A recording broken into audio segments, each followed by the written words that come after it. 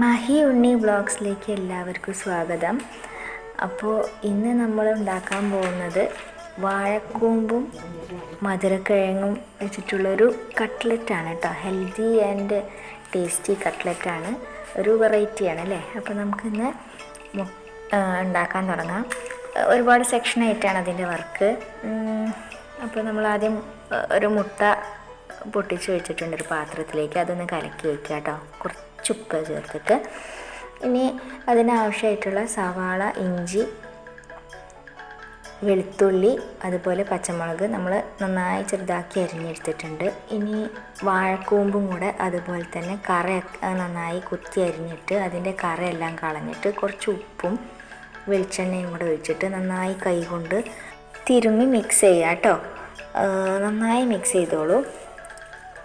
അപ്പോൾ ഈ സമയം കൊണ്ട് നമ്മുടെ ചാനൽ സബ്സ്ക്രൈബ് ചെയ്യാത്തവരുണ്ടെങ്കിൽ എന്തായാലും സബ്സ്ക്രൈബ് ചെയ്യാനും ലൈക്ക് ചെയ്യാനും ഷെയർ ചെയ്യാനും മറക്കരുത്. ഇനി നമുക്ക് 2 സ്ലൈസ് ബ്രെഡ് എടുക്കണം കേട്ടോ. അത് മിക്സിയുടെ ജാറിലേക്ക് അങ്ങോട്ട് ഇറക്കി വെച്ചിട്ട് ഒന്ന് പൊടിച്ചെടുക്കാം.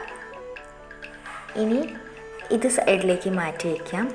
ഇനി നമുക്ക് ഒരു പാത്രത്തിലേക്ക് ആക്കി വെച്ചിട്ട്, അപ്പോൾ ഇനിയാണ് നമ്മൾ മെയിൻ ഒരു താരം, ഈ കട്ട്ലറ്റിൻ്റെ മെയിൻ മസാല റെഡിയാക്കാൻ പോകുന്നത്. അത് നമ്മുടെ വീട്ടിൽ കുട്ടികൾ അല്ലെങ്കിൽ ചിലരൊക്കെ കഴിക്കാത്ത സംഭവങ്ങളായിരിക്കാം. ഈ വാഴക്കൂമ്പ്, മാണിത്തട്ട എന്നൊക്കെ പറയും നമ്മുടെ നാട്ടിൽ. അപ്പോൾ അതും മധുരക്കിഴങ്ങൊക്കെ കഴിക്കാത്തവരുണ്ടായിരിക്കും, കുഞ്ഞുങ്ങളൊക്കെ ഉണ്ടായിരിക്കും. അപ്പോൾ നല്ലൊരു ടേസ്റ്റി സ്നാക്സ് പ്രിപ്പയർ ചെയ്ത് കൊടുത്താൽ അത് അവർക്ക് ഹെൽത്തിയും കൂടെ ആയി മാറുമ്പോൾ നമുക്ക് നല്ല രീതിയിൽ അവരെ പറ്റിക്കാൻ പറ്റും. അവർ തന്നെ നല്ല ടേസ്റ്റ് ഉണ്ടെന്ന് പറഞ്ഞ് രണ്ടാമത് ഉണ്ടാക്കാൻ പറയും. അപ്പോൾ അത് ഉണ്ടാക്കാൻ വേണ്ടിയിട്ട് ചട്ടി ചൂടാകുമ്പോൾ എണ്ണ ഒഴിച്ച് സവാള, പച്ചമുളക്, വെളുത്തുള്ളി, ഇഞ്ചി ചെറുതായി അരിഞ്ഞതാണ് വഴറ്റി കുഴഞ്ഞ് വരുമ്പോൾ അതിലേക്ക് നമ്മൾ മസാലകൾ ആഡ് ചെയ്യണം. മഞ്ഞൾപ്പൊടി, മുളക് പൊടി, ഗരം മസാല, ചിക്കൻ മസാല.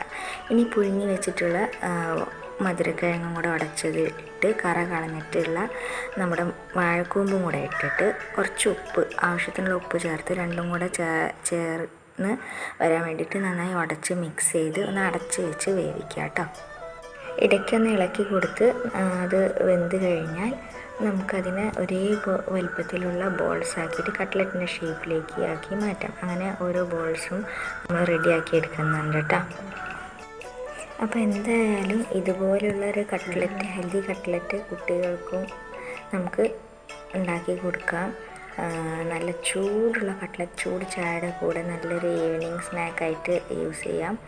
എന്തായാലും അവർ കഴിക്കും കേട്ടോ. അപ്പോൾ നമ്മുടെ എല്ലാ ബോൾസും കട്ട്ലറ്റിൻ്റെ ഷേപ്പിലാക്കി എടുത്തിട്ടുണ്ട്. ഇനി നമ്മളത് മുട്ട അടിച്ചു വെച്ചിട്ടുണ്ടല്ലോ, അതിലൊന്ന് മുക്കി നമ്മുടെ ബ്രെഡ് ക്രംസിൽ കോട്ട് ചെയ്തിട്ട്, അപ്പോൾ ഇതുപോലെ ഒന്ന് ചെയ്താൽ മതി. അതിലൊന്ന് മുക്കിയിട്ട് ആവാത്ത സൈഡിലൊക്കെ ഒന്ന് അത് വാരിയിട്ട് അത് ഫുൾ കോട്ട് ചെയ്യും. അങ്ങനെ ഓരോന്നോരോന്നായി നമ്മൾ പാൻ അടുപ്പത്ത് വെച്ചിട്ടുണ്ട്, ഓയിൽ ചൂടായിട്ടുണ്ട്, അതിലേക്കാണ് ഓരോ കട്ട്ലറ്റും വയ്ക്കുന്നത്. ഇനി അത് ഒരു സൈഡ് വെന്ത് വരുമ്പോൾ നമുക്ക് മറിച്ചിടാം. അതിനായിട്ട് നമ്മൾ സിമ്മിലാണ് വയ്ക്കേണ്ടത് കേട്ടോ, എന്നാൽ കരിയാതെ നമുക്ക് വെന്ത് കിട്ടും.